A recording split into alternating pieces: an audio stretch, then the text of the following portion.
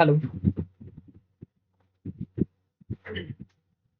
जे जॉईन नसतील ना त्यांना जॉईन करून घ्या.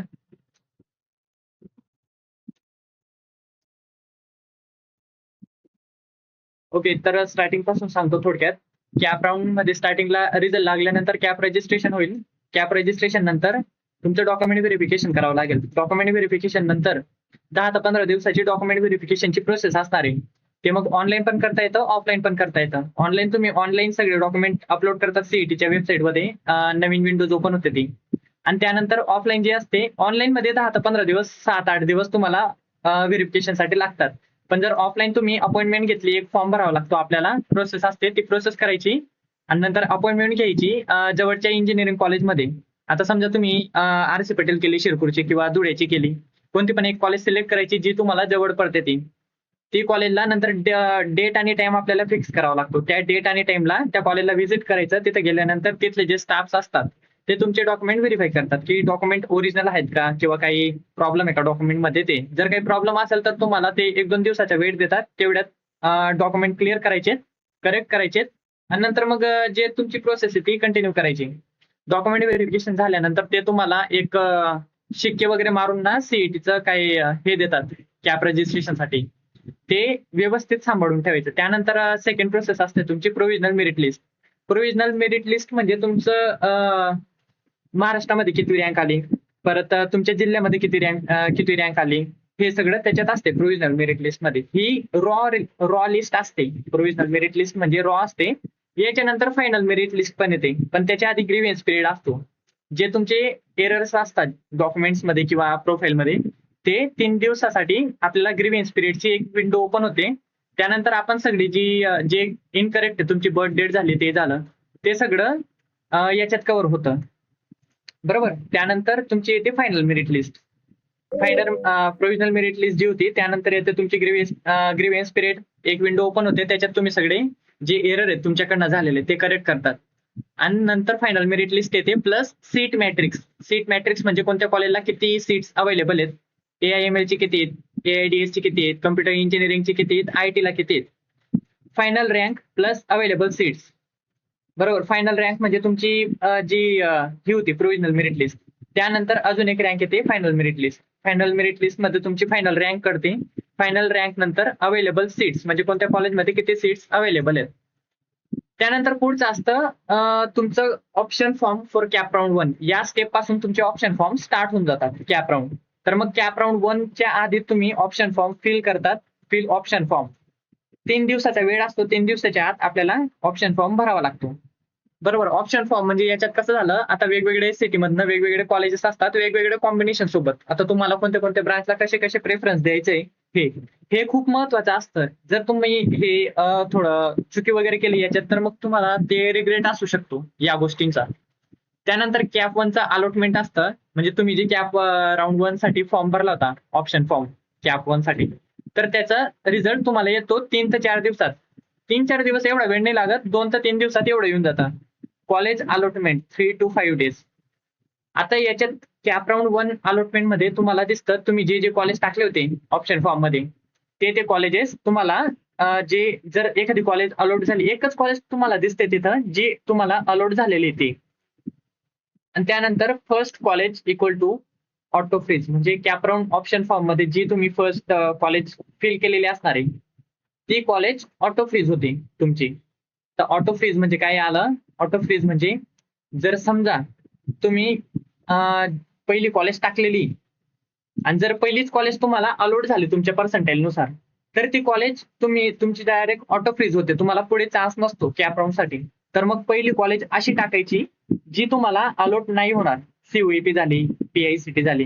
आणि नाही तर मग अशी टाकायची जी तुम्हाला पाहिजे. जर तिथं ऍडमिशन झालं तर मग तुम्हाला घ्यावंच लागणार आहे.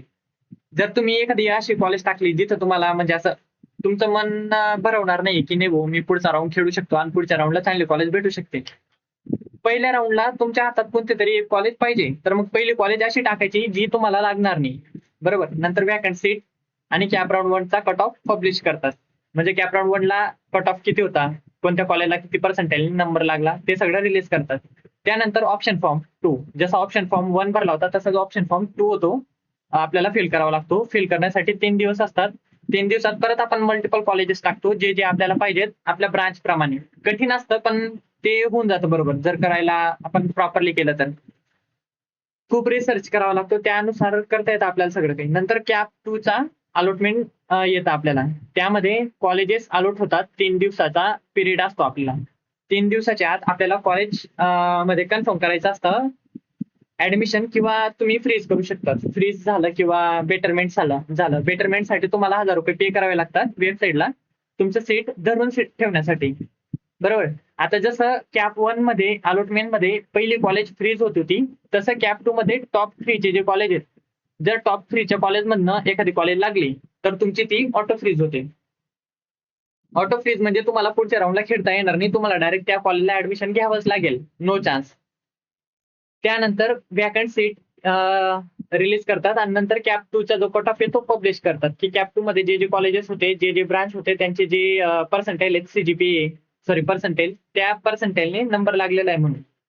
आणि त्यानंतर ऑप्शन फॉर्म फॉर कॅप 3 नवी प्रोसेसमध्ये कॅप 3 चा जो ऑप्शन फॉर्म असणार आहे तो आपल्याला फिल करावा लागतो जसं आपण ऑप्शन फॉर्म 1 आणि 2 फिल केला होता. त्याच्यासाठी पण 3 दिवस असतात. 3 दिवसात आपल्याला मल्टिपल कॉलेज सिलेक्ट करायचे सिलेक्ट करून फिल करायचा. आणि त्यानंतर ऑप्शन कॅप राऊंड 3 मध्ये आपल्याला कॉलेज अलॉट होतात. जे टॉपचे 6 कॉलेजेस आहेत कॅप राऊंड 3 मध्ये जर त्यांच्याचा नंबर लागला तर मग ते कॉलेज ऑटो फ्रीज होते. पुढचे तुम्हाला हे खेळता येणार नाही कॅप राऊंड खेळता येणार नाही. कॅप राऊंड 1 मध्ये टॉप 1 चे कॉलेज ऑटो फ्रीज होते. कॅप राऊंड 2 मध्ये टॉप 3 चे कॉलेज ऑटो फ्रीज होतात आणि कॅप राऊंड 6 मध्ये कॅप राऊंड 3 मध्ये टॉपचे 6 कॉलेज ऑटो फ्रीज होतात. त्यानंतर वॅकन्सी रिलीज होतात. कॅप राऊंड 3 चा कट ऑफ पब्लिश करतात सीईटी वेबसाईटला. त्यानंतर असतं कॅप राऊंड 4. आता कॅप राऊंड 4 मागच्या वर्षी घेतलेला होता. त्याच्या आधी कॅपचे 3च राऊंड असायचे.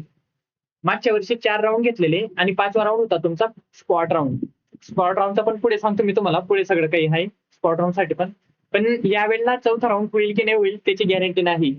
तर मग जे कॅप स्टार्टिंगचे 3 राऊंड आहेत तुमचे त्या 3 राऊंड मधनच तुमच्याकडे एखादी कॉलेज हातात पाहिजे. आणि त्यानंतर मग फिल करतो आपण option form for cap round 4. नंतर 3 दिवसाचा वेळ असतो. 3 दिवसात फिल करायचा ऑप्शन फॉर्म मल्टिपल कॉलेजेस टाकायचे. शेवटीला कॉलेजेसमध्ये सीट्स संपून जातात.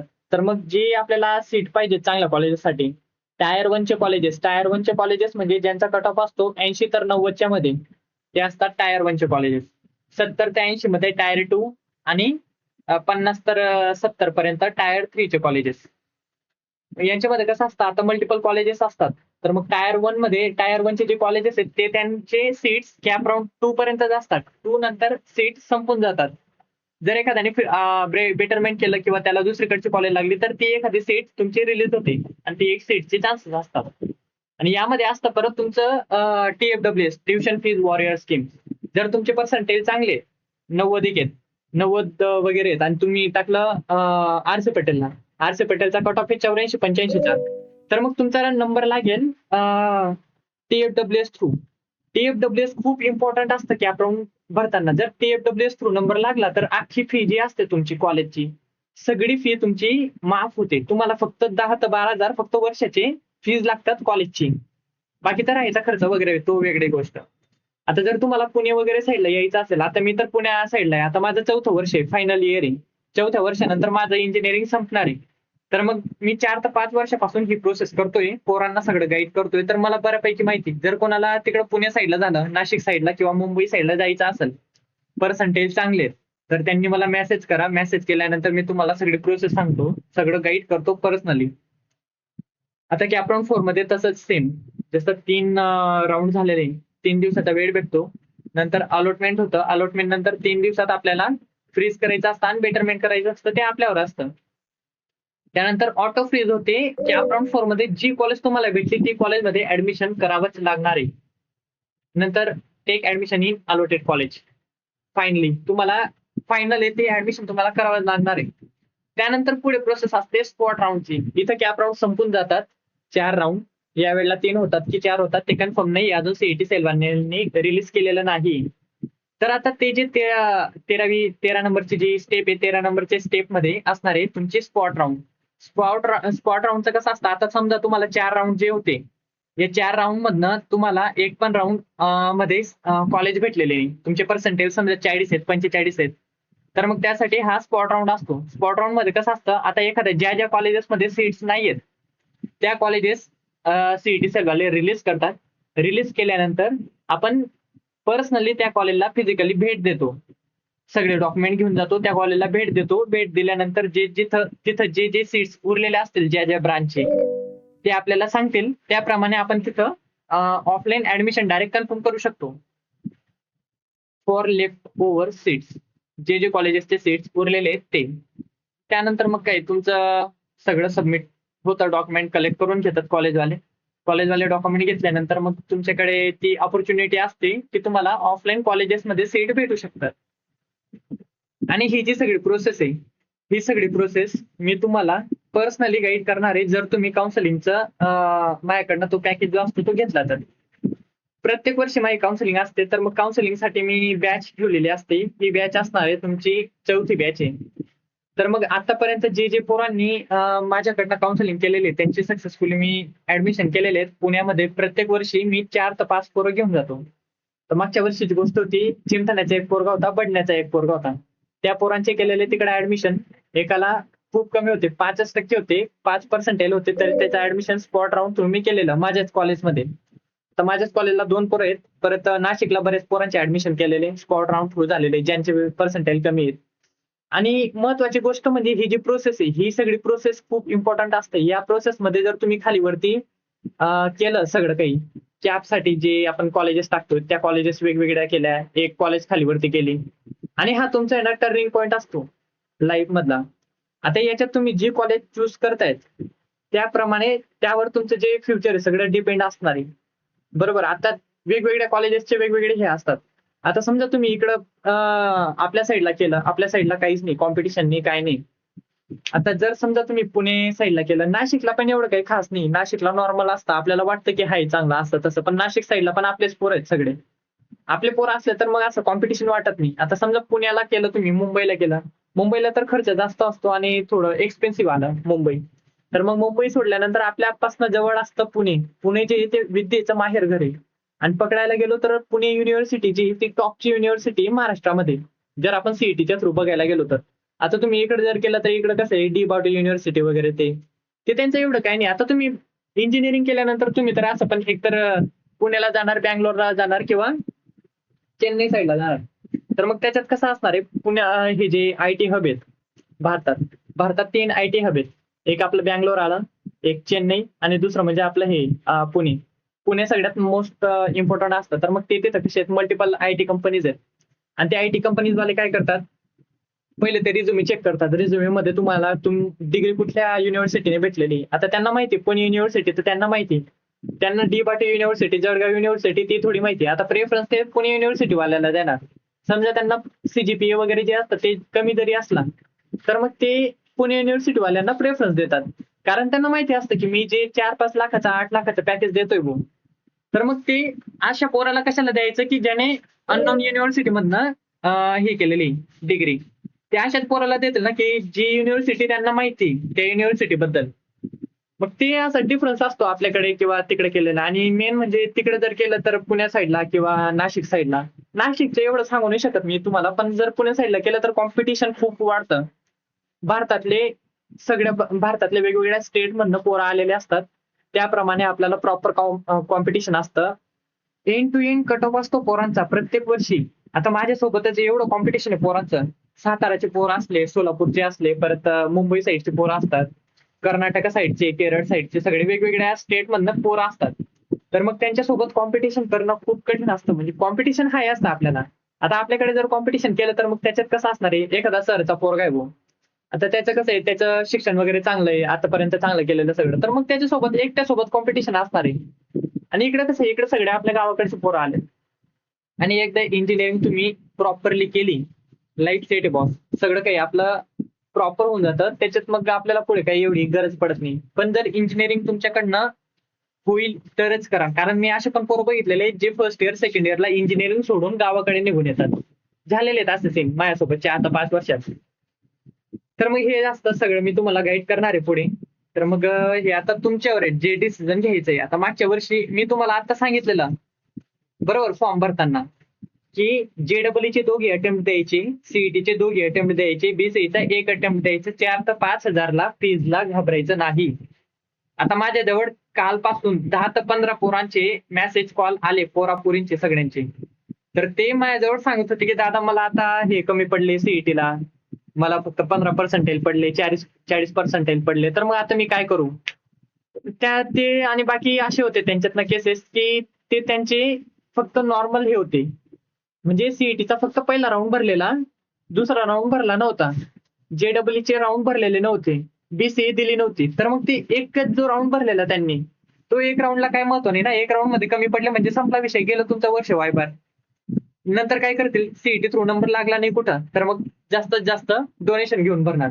आता तुम्हाला खोटं वाटेल, डोनेशन आपल्या इथं शिरपूरच्या कॉलेजला मी मागच्या वर्षी पोरांचे ऍडमिशन केलेले, तपास केलेला, सगळं रिसर्च केलेला, शिरपूरला होतं 4.5 लाख रुपये डोनेशन.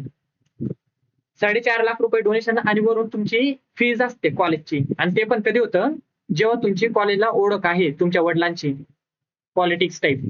जर ओळख नसली तर तुम्हाला 4 ते 5 लाख रुपये देऊन सुद्धा तुमचं ऍडमिशन होत नाही. आणि समजा 4 ते 5 लाखात तुम्ही बाय चान्स तुम्ही घेऊन टाकले ऍडमिशन. ऍडमिशन घेतल्यानंतर काय गॅरंटी की तुम्हाला फायनल इयरला हे भेटेल, पॅकेज भेटेल. आणि समजा भेटलं 3 ते 4 लाखाचं पॅकेज भेटलं, त्याच्यात किती असणार आहे तुमचं, 30-40 हजार रुपये पगार महिन्याचा. 30-40 हजार रुपये पगार एवढा, आणि तुम्ही शिक्षणासाठी किती स्पेंड केलेले, 12-13 लाख रुपये. 12-13 लाख रुपये तुम्हाला फेडायला 7 ते 8 वर्ष जातील. तर मग ते काही कामाचंच नाही ना, तुम्ही जर याच्या थ्रू करतायत ऍडमिशनचं. आणि समजा पोरींचे जर नंबर लागला सीईटी थ्रू, तर सगळी फी माफ होते, 12-13 हजार मध्ये तुमचा वर्षाचा निघतं. फक्त एवढे राहा खायचा इश्यू येतो. आणि कोणाला फायनान्शियली प्रॉब्लेम असेल तर त्यांच्यासाठी पण माझ्याकडे प्लॅन्स असतात. त्यांच्यासाठी सगळी एज्युकेशन लोनची प्रोसेस मला माहिती, मी केलेले आहेत, पोरांची अप्रूव्ह केलेले आहेत एज्युकेशन लोन सगळं. मग त्याच्यात सगळं मी तुम्हाला सांगतो. तर वेगवेगळे प्रोसेस असतात, वेगवेगळे तुमची कॅटेगरी टाईप सरकार आपल्याला स्कीम प्रोव्हाइड करतात. तर मग त्याप्रमाणे सगळं काही पोरं करू शकतात. स्कीम वगैरे प्रोव्हाइड करतात, ते फॉर्म भरायचे काम वगैरे, ते स्कीम साठी अप्लाय करणं, ते सगळं मी करून देतो तुम्हाला. तर मग सांगायचं एवढं आहे, काउन्सिलिंगची फी असणार आहे 899, बाहेर असते 1600-2000च्या जवळपास, पण मी यावेळेला ठेवलेली 899, 900 रुपये.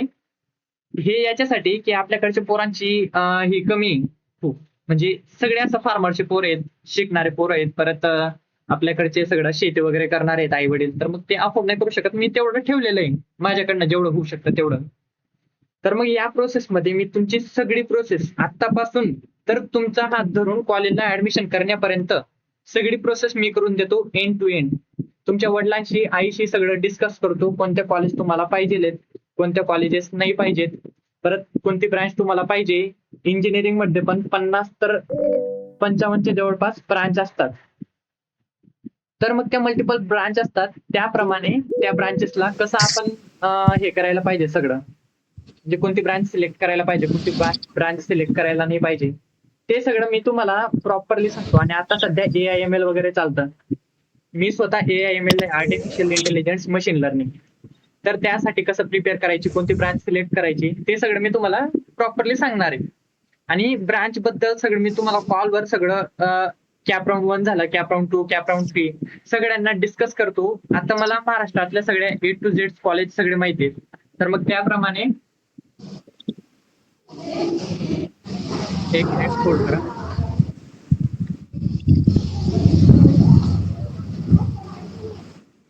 तर त्याप्रमाणे प्रत्येक राऊंडला मी तुम्हाला गाईड करतो. मग ते कसं असतं आता, आणि पोरं आहेत ना यावेळेला बघतात 700-800 रुपये, आणि हे 700-800 रुपयाची किंमत असते तुमची एज्युकेशनचं फ्युचर. यावेळेला तुम्ही कॉम्प्रोमाइज केला तर मग म्हणजे तुम्ही एवढे 800-900 रुपये तुम्ही तुमच्या फ्युचरला लावू शकतात, बेटर कॉलेज चूज करण्यासाठी. तुम्हाला काही वाटत असेल की चेंज म्हणजे बघावी असं वेबसाईट, तर तशी माझी वेबसाईट पण आहे, तुम्ही वेबसाईट बघू शकतात. म्हणजे तुम्हाला मी वेबसाईट दाखवतो.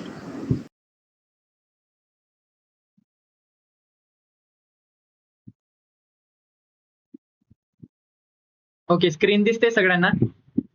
हॅलो, स्क्रीन दिसते सगळ्यांना?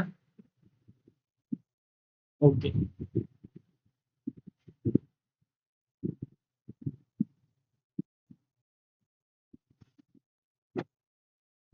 तर सगळ्यांनी कनेक्ट करा. मी तर तेच म्हणतो तुम्हाला, एवढं काही बघू नका. जर तुमचे मार्क्स वगैरे चांगले आले असतील किंवा तुमचे मार्क्स 40च्या वरती जरी असतील तर मी तुम्हाला गॅरंटी देऊ शकतो, स्पॉट राऊंड पर्यंत मी तुम्हाला घेऊन जाऊ शकतो आणि एखादी चांगली कॉलेज चूज करू शकतो. बरोबर. आता तुम्हाला जर थोडं म्हणजे वेबसाईट बद्दल बघायचं असेल तर मी तुम्हाला वेबसाईट पण दाखवू शकतो माझी. नॉर्मली सर्च करायचंय AIML. मी ना वेबसाईटची लिंक टाकून देतो ग्रुपला, ते तुम्ही चेक करून घ्यायची.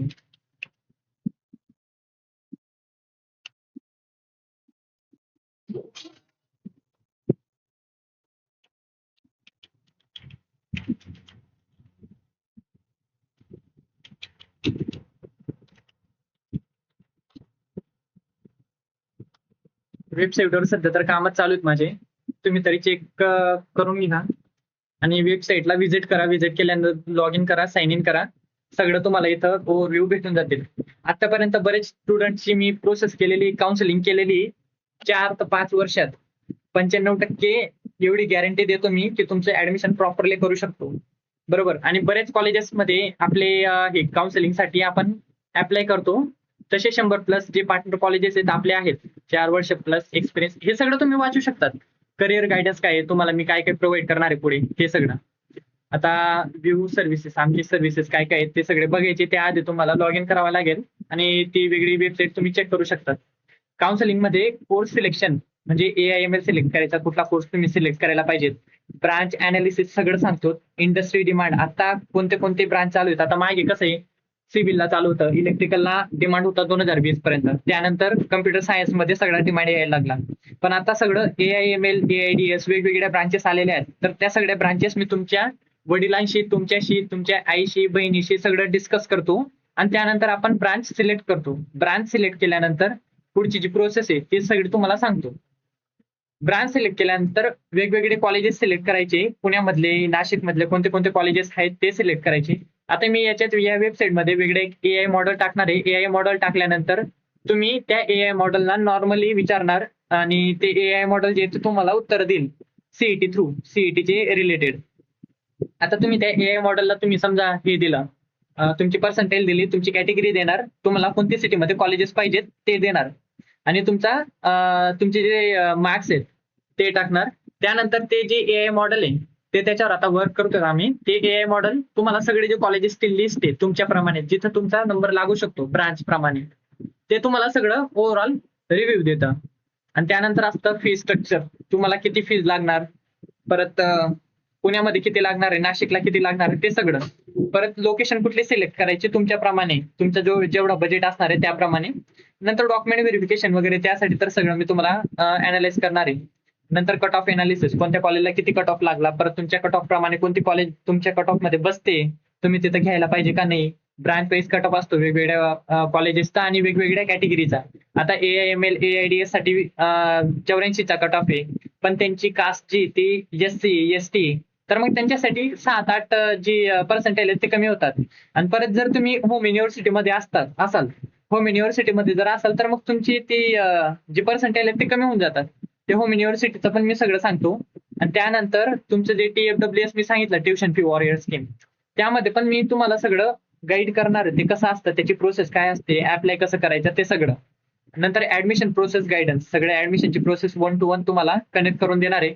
परत तुमच्या जी कॅटेगरी प्रमाणे गव्हर्नमेंटचे वेगवेगळे स्कॉलरशिप्स असतात, ते स्कॉलरशिपसाठी मी अप्लाय करून देईल तुम्हाला, सगळं काही सांगणार आहे. नंतर मेरिट, तुमच्या स्कॉलरशिप प्रमाणे मेरिट कितीचा असतो. नंतर नीड बेस्ड फायनान्शियल एड, आता तुमची फायनान्शियल मध्ये जर फायनान्शियली तुम्ही इंडिपेंडेंट नसणार किंवा घरचे, आणि आपल्याकडच्या पोरांचा तोच मेन इश्यू असतो, शिकायची इच्छा असते आणि बऱ्याच पोरांची असं म्हणजे असतं की करू शकतो आपण, शिकू शकतो, हुशार असतात पोरं, पण बाहेर का बनी पडत, आपल्याकडचे आई वडील बाहेर पाऊल टाकायला घाबरतात. का घाबरतात? कारण की पैशांची खूप अडचण असते. आता तुमचं ऍडमिशन समजा TFWS थ्रू केलं तर मग ते तुम्ही तर नॉर्मली 12-13 हजार मॅनेज करून वर्षाला भरू शकतात कॉलेजला फीस. पण बाहेर राहण्याचा खर्च वेगळा असतो, ते वेगळा असतं, खायचा खर्च वेगळा असतो. तर मग ते मॅनेज कसं करायचं, त्यासाठी एज्युकेशन लोन असतं. एज्युकेशन लोनची प्रोसेस मला माहिती आहे, पोरांचे मी केलेले आहेत ऍडमिशन आणि अप्रूव्ह पण केलेले आहेत पोरांचे. हे सगळे रिअल टाइम अपडेट तुम्ही मला कधी पण कॉल करा, सगळं मी तुम्हाला प्रॉपरली सांगणार आहे की कोणती कॉलेजला करायचं, कसं करायचं, तुमचे जे डाऊट असणार आहेत ते सगळं. 1-on-1 काउन्सिलिंग असणार आहे. तुमच्या वडिलांशी वगैरे सगळ्यांशी जी फॅमिली असणार आहे त्यांच्याशी तुमचं बोलून वगैरे आपण सगळं डिसिजन घेणार आहे पुढचं. त्यानंतर करिअर गायडन्स, कुठल्याही तुम्हाला इंडस्ट्रीमध्ये चांगलं भेटणार आहे, नंतर कोणती इंडस्ट्रीज आता सध्या चालू आहेत, तर मग त्याप्रमाणे सगळं कोणता पाथ तुम्ही चूज करायला पाहिजे. वेगवेगळे स्किल्स असतात, ते वेगवेगळे स्किल्स साठी मी तुम्हाला सांगणार आहे. परत नेटवर्क वगैरे कसे कनेक्ट करायचे. आता तुम्ही पुण्यामध्ये आले तर तुमच्या आपले जे पुण्याचे पोर आहेत, गावाकडचे पोर आहेत, त्या पोरांशी मी तुम्हाला कनेक्ट करून देणार आहे. आणि एक महत्वाची गोष्ट म्हणजे मी तुमचे हे जे अपडेट आहेत सगळे, ते सगळे मी युट्यूबला टाकत राहतो. तर मग ते तुम्हाला एवढं गायडन्स करतो, तर तुमच्याकडनं एक मला एक महत्वाचं पाहिजे होतं की तुम्ही मला युट्यूबला वगैरे सगळं सबस्क्राईब करायला पाहिजे. म्हणजे तुम्हाला एवढं गायडन्स करतो, तुम्ही तेवढं करू शकतात. ते जर असलं तर मग तुम्हाला कसं आहे, ते गायडन्स करायला मला पण थोडं असं हे येईल, मोटिवेशन असल्याप्रमाणे मग मी तुमचं करू शकतो सगळं काही.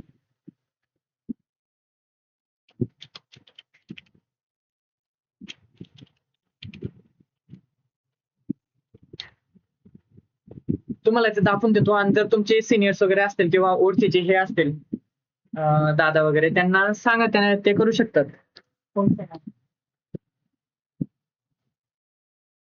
एकच मिनिट फक्त.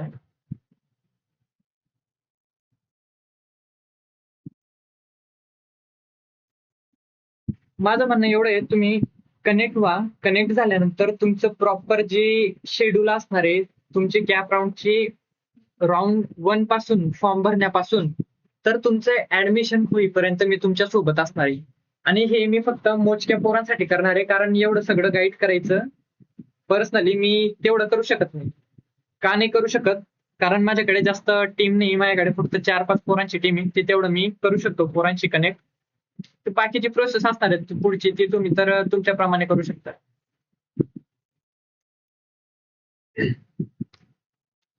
चॅनल आहे माझा AIML राहुल म्हणून. नॉर्मली तुम्ही जाऊन एवढा तर सपोर्ट दाखवू शकतात, कारण मी तुमच्यासाठी म्हणजे बरंच काही करतो. सगळे अपडेट जे ते 1-2 वर्षापासून करत बसलेलो आहे व्हॉट्सअपला. बरेच तुमच्यासाठी वेगवेगळे जे कंटेंट आहे ते टाकलेले आहेत, PDF टाकलेले आहेत. तर तुमचा नॉर्मल मला सपोर्ट पाहिजे तेवढा. 20 सेकंड काढून युट्यूबला जाऊन सर्च करायचं AIML राहुल म्हणून आणि सबस्क्राईब करायचं आणि कमेंट करायची कोणत्या पण एक चॅनलला, म्हणजे मला कळेल की तुम्ही केलेलं आहे म्हणून. तर एवढंच काही होतं. आणि पुढची जी प्रोसेस आहे ती तर तुम्हाला कळून जाईल लवकरच. आणि सगळ्या पोरांना 1 to 1 हँडल करणं म्हणजे कठीण आहे, म्हणून मी सगळ्यांना पर्सनली गाईड करू शकत नाही. म्हणून मी काउन्सिलिंग ठेवलेली आहे. आणि काउन्सिलिंगसाठी पण जास्त पोरं कनेक्ट नाही करत मी. फक्त नॉर्मल जे पोरं असतात 40-50 पर्यंत ते तेवढे करतो कनेक्ट. आणि असं नाही की तुमच्यासाठीच नॉर्मली इथं आपण शिंदखेड्याचेच पोरं, धुळ्याचे साईडचे पोरं कनेक्ट करतो. माझ्याकडे वेगवेगळे ग्रुप आहेत.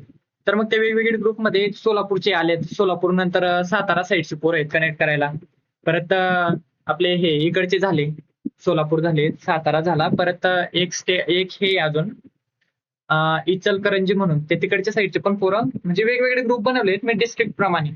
तर मग आता जशी तुमची मीटिंग घेतली तशीच त्यांची वेगळी मीटिंग असणार आहे, त्याप्रमाणे त्यांना गाईड करणार आहे. आणि ही जी प्रोसेस आहे ही सगळी त्यांना सांगणार आहे. तर मग जर कोणाला आता डाऊट असेल तर डाऊट विचारून घ्या. आणि इथं लॉग इन करण्यासाठी लॉग इनला क्लिक करायचं. लॉग इनला क्लिक केल्यानंतर तुमची ईमेल मागेल. ईमेल नंतर तुमचा पासवर्ड, जर आधी तुम्ही लॉग इन करून ठेवला असेल तर. आणि लॉग इन केला नसेल तर क्रिएट अकाउंटला क्लिक करायचं. क्रिएट अकाउंटला क्लिक केल्यानंतर तुमचं नाव टाकायचं, फुल name, email address, mobile number, तुमचा सीईटीचा रोल नंबर आला नसेल पण आता EN टाईप असतो तुमचा तो ऍप्लिकेशन नंबर, जर आला असेल तर तो टाकून द्यायचा. कॅटेगरी सिलेक्ट करायची, तुमची कॅटेगरी कुठली आहे म्हणून, EWS, OBC, SC, ST, SBC आणि अदर. त्यानंतर पासवर्ड क्रिएट करायचा आहे, कन्फर्म पासवर्ड करायचं आहे, क्रिएट अकाउंट करायचंय. तुम्हाला दाखवतो, मी करून दाखवतो, त्यानंतर तुम्हाला समजून देईल.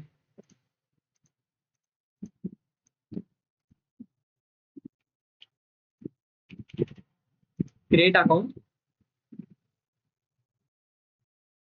Email already registered. ओके, तर मग माझी जी ईमेल आहे ऑलरेडी रजिस्टर्ड आहे, तर मग वेगळं नाव घेऊ आपण किंवा वेगळी ईमेल घेऊ. राहुल विरासे 13@gmail.com. ओके, तर पासवर्ड आपण क्रिएट केलेला आहे. क्रिएट अकाउंट करायचं. क्रिएट अकाउंट केल्यानंतर अकाउंट क्रिएटेड सक्सेसफुली, ओके करायचं. तुम्ही डायरेक्ट रिडायरेक्ट होणार लॉग इन पेजला. लॉग इन पेजला जी ईमेल तुम्ही टाकलेली ती पेस्ट करायची आणि खाली पासवर्ड टाकायचा. साइन इन करायचं. Okay, log in successful, okay करायचं. ओके केल्यानंतर तुम्ही रिडायरेक्ट होणार या पेजला. या पेजला आल्यानंतर हे वेगळं पेज आहे जे तुम्हाला दाखवलेलं नाही मी. हे फक्त तुम्ही ऍक्सेस करू शकता लॉग इन करून. त्यानंतर शेड्यूल फ्री कन्सल्टेशन. कन्सल्टेशन तुम्ही शेड्यूल करू शकतात. शेड्यूल फ्री कन्सल्टेशनला क्लिक करायचं. क्लिक केल्यानंतर हा फॉर्म येईल तुमच्या समोर. फॉर्म मध्ये पूर्ण नाव टाकायचं, ईमेल आयडी टाकायचा, मोबाईल नंबर टाकायचा, तुमचे पर्सेंटेज टाकायचे सीईटीचे. आता समजा मला 85.23% आहे ते टाकायचे. पीसीएमबी कोणत्यासाठी तुम्हाला कन्सल्टेशन पाहिजे मी सिलेक्ट केला पीसीएम. मी इथं माझी ईमेल टाकून घेतो, मोबाईल नंबर टाकून घेतो. त्यानंतर सिटी चूज करायची, कोणत्या सिटीमध्ये तुम्हाला ऍडमिशन घ्यायचंय. बरोबर, हे इथं महाराष्ट्रातले जेवढे सिटी आहेत तेवढे सिलेक्ट करायचे. मी सिलेक्ट करतो पुणे किंवा धुळे. मी धुळे सिलेक्ट केलं. धुळे सिलेक्ट केल्यानंतर डेट बघायची कुठली डेट आहे. समजा तुम्हाला 20 तारखेची कन्सल्टेशन पाहिजे. कन्सल्टेशन म्हणजे नॉर्मली मी तुम्हाला कॉल करणार, त्यामध्ये तुम्ही तुमच्या पॅरेंट्सशी डिस्कस करणार. नंतर टाइम सिलेक्ट करायचा, टाइम स्लॉट 9 ते 12, 12 ते 5, 5 ते 8 कोणता पण. समजा मी आफ्टरनून केला किंवा इथं तुम्ही ऍडिशनल इन्फॉर्मेशन टाकू शकता काही पण. मी इथं आहे म्हणजे असं सगळं काही कुठल्या सिटीमध्ये पाहिजे जी तुमची टीप असणार ती मी एने टाकतो. नंतर schedule free consultation. Schedule free consultation नंतर एकदा कन्फर्म झालं का तुम्हाला पॉपअप येईल. ओके, हे झालंय.